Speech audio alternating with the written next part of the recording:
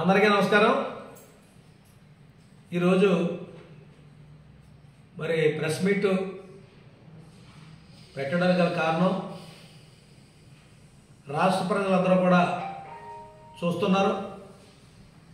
మరి అధ్యక్షులు శ్రీ గౌరవనీయులు కొణిదెల పవన్ కళ్యాణ్ గారు తూర్పు పశ్చిమ గోదావరి జిల్లాలో మరి ఆయన పర్యటన మరి నిర్ణయించుకుంటే మరి హెలీప్యాడ్ మరి పర్మిషన్ లేదని చెప్పడం అది చాలా బాధాకరం। ఎందుకంటే హెలీప్యాడ్ మరి జగన్మోహన్ రెడ్డి 10 కిలోమీటర్లకి మరి జగన్మోహన్ రెడ్డి గారు హెలికాప్టర్ ఎగురుతున్న సందర్భంలో మరి ఎలా జనసేన పార్టీ అధ్యక్షుడు పవన్ కళ్యాణ్ గారికి హెలీప్యాడ్ పర్మిషన్ లేదంటాం చాలా బాధాకరం।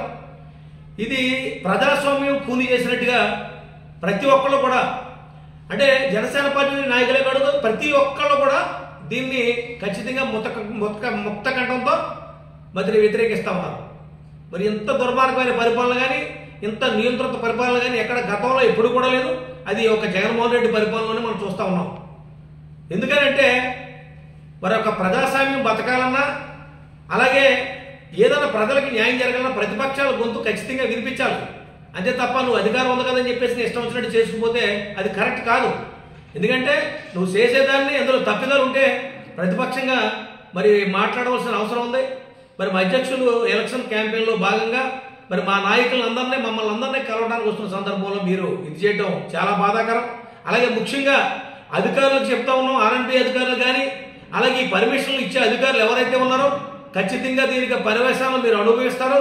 ఎందుకంటే అధికారం ఉందని చెప్పేసి జగన్మోహన్ రెడ్డి ఏదో చెప్పాడని చెప్పేసి మీరు మరి అతను చెప్పిన మాటకి విని మీరు ఎలా మరి ఏదైతే మీరు పర్మిషన్ లేకుండా నిరాకరించారో మీ అందరికీ కూడా తగిన శాస్తి జరుగుతుంది।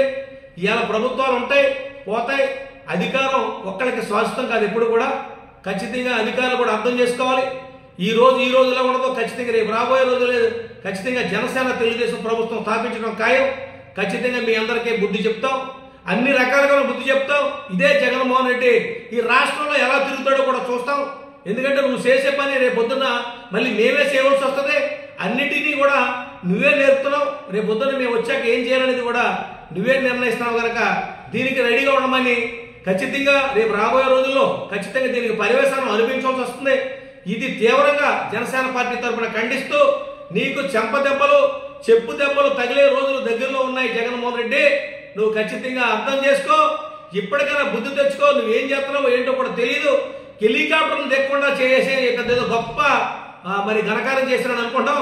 ప్రజలందరూ కూడా నిన్ను చీకొడతా ఉన్నారు, బుద్ధి తెచ్చుకుని బతకాలని చెప్పేసి ఖచ్చితంగా నేను నిన్ను హెచ్చరిస్తూ రేపు రాబోయే రోజుల్లో నువ్వు దిగిపోవడానికి సిద్ధంగా ఉండమని నీకు ఒక అభద్రతాపం ఒక మెంటల్ డిప్రెషన్లోకి వెళ్ళిపోయావు।